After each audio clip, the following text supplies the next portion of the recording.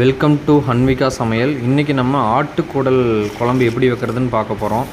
நம்ம ஆட்டுக்குடல் குழம்பு செய்கிறதுக்கு முன்னாடி குடலை ஒரு 5-6 தடவை பக்கம் கழுவணும். இதை பார்த்தோம்னா பச்சை தண்ணியில் நான் ஒரு 6 தடவை கழுவிருப்பேன், சுடுதண்ணியில் ஒரு 2 தடவை 4 தடவை கழுவிருப்பேன். டோட்டலாக ஒரு 8-9 டைம் பக்கம் கழுவிருப்போம். ஸோ நல்லா எந்த அளவுக்கு நம்ம வாஷ் பண்ணுறோமோ அந்தளவுக்கு வந்துட்டு நமக்கு டிசென்ட்ரி ஏற்படாமல் இருக்கும். இந்த குழம்பு நம்ம சாப்பிடும்போது இந்த மாதிரி இருக்க பிசுறு எல்லாமே எடுத்து நம்ம வேஸ்ட்லாம் வச்சுட்டு, அதுக்கப்புறமேட்டு நம்ம சூப்பு வைக்கிறதுக்காக 5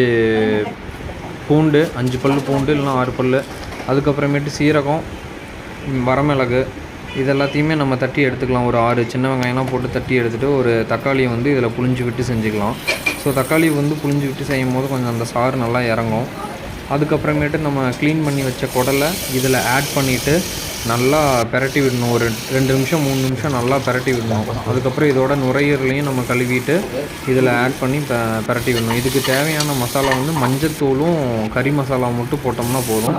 பெப்பர் கொஞ்சம் போட்டுட்டு ஆயில் விட்டுக்கலாம். லாஸ்ட்டாக கொத்தமல்லி தழை கொஞ்சம் போட்டோம்னா போதும். ஸோ இதுக்கு வந்து ஒரு 1.5 சொம்பு தண்ணியிலேருந்து 2 சொம்பு தண்ணி வரலும் ஊற்றலாம். நெக்ஸ்ட்டு இந்த ரத்தத்தை க்ளீன் பண்ணி வச்சுக்கலாம் குழம்பு வைக்கிறதுக்காக. அதுக்கப்புறமேட்டு எடுத்து வச்ச இதை நம்ம இதில் குக்கரில் போட்டுட்டு ஒரு 5 விசில் வந்து விட்டுட்டோம் அப்படின்னா சூப்பு வந்து ரெடி ஆகிடும். கறி மசாலா வந்து கொஞ்சம் போட்டுட்டேன் பத்தலைன்னு சொல்லிவிட்டு 1.5 சொம்பு தண்ணி ஊற்றிட்டோம். ஸோ இது நம்ம ஒரு 5 விசில் வரவரையிலும் வெயிட் பண்ணலாம்.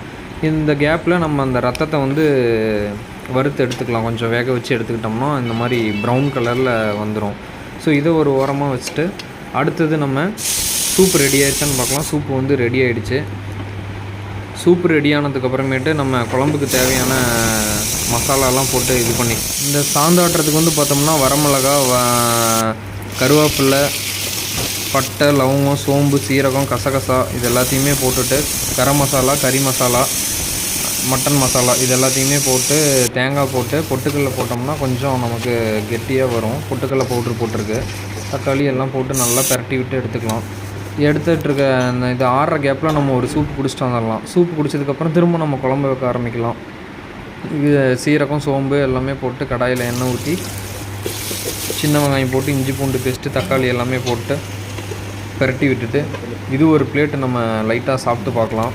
இந்த சாப்பிட்ற கேப்பில் சாந்து ஆட்டி வச்சுட்டு இந்த சாந்துக்கு வந்து ஒரு 1.5 சொம்புலேருந்து 2 சொம்பு தண்ணி வரலும் விட்டுட்டு நல்லா கொதிக்க விட்டோம் அப்படின்னா குழம்பு ரெடி ஆகிடும்.